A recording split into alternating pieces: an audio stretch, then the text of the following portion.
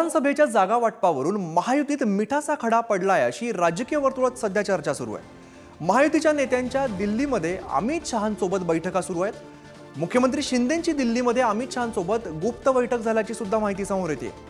विधानसभेच्या जास्तीत जास्त जागांची मुख्यमंत्री शिंदेंकडून मागणी केली गेली काय बैठकीत याची सुद्धा सध्या चर्चा रंगते। शिंदेनंदी फडणवीस बावनकुळे यांची सुद्धा अमित शहांसोबत बैठक पार पडलेली आहे।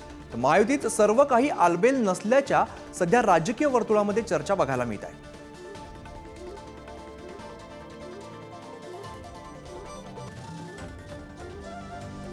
शिवाजी आपल्यासोबत शिवाजी आहेत। शिवाजी, महायुतीमध्ये मिठाचा खडा पडला अशी सध्या चर्चा रंगताना दिसते आहे। बैठका सुद्धा होत आहेत, परत शिंदेंसोबत गुप्त बैठक झाली अशी सुद्धा चर्चा रंगते आहे।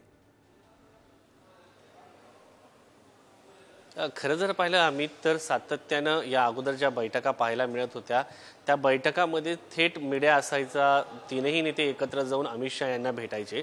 मात्र आता जी माहिती मिळते, काल रात्री अगोदर सगळ्यात पहिल्यांदा मुख्यमंत्री एकनाथ शिंदे दिल्लीत आल्याचं समजतंय आणि या संदर्भात अनेक बातम्या देखील आल्या। तरीही मुख्यमंत्री कार्यालय असो किंवा मुख्यमंत्र्यांकडनं या संदर्भात कुठलंही भाष्य करण्यात आलं नाही किंवा सांगण्यात आलं नाही की मुख्यमंत्री आले होते की गेले होते।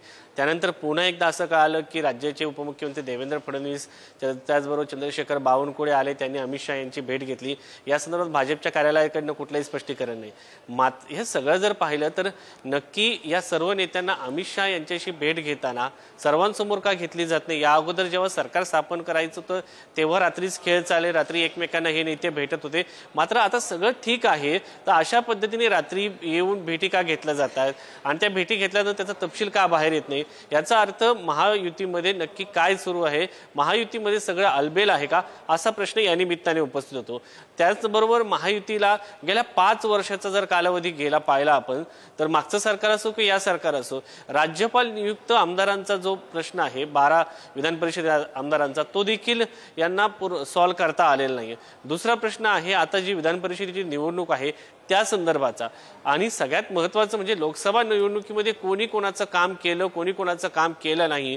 शिंदेचे 7 खासदार येऊन देखील त्यांना कॅबिनेट मंत्रीपद का नाही मिळालं, असे अनेक प्रश्न या निमित्ताने उपस्थित होतात। तीनही पक्षामध्ये अजितदादांनी काम केलं नाही असं म्हटलं जातंय। अजितदादा यांच्या वतीने सांगण्यात येते की आमचा एकच खासदार निवडून आलाय, महायुतीच्या 2 इतर पक्षांनी आमचं काम केलं नाही।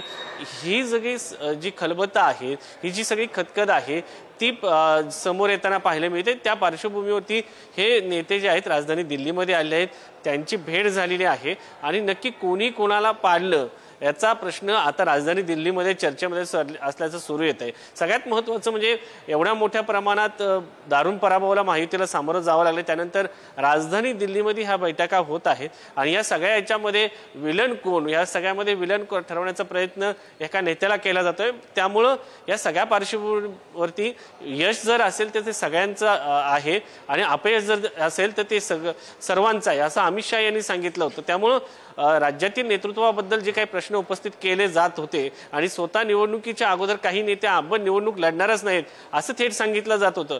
त्यामुळे या सगळ्या पार्श्वभूमीवरती जे केलेली वक्तव्य आणि जनतेसमोर वक्तव्य केल्यामुळे निर्माण झालेली नाराजी, हे सगळे मुद्दे आहेत आणि या सगळ्या मुद्द्याच्या पार्श्वभूमीवरती रात्री या ठिकाणी बैठका घेतल्या जात आहेत। अनेक नेते शिवाजी, त्यामुळे आता येत्या काळात सुद्धा आलबेल राहणार का हे पाहणं महत्त्वाचं असणार आहे। धन्यवाद या सगळ्या सविस्तर माहितीसाठी।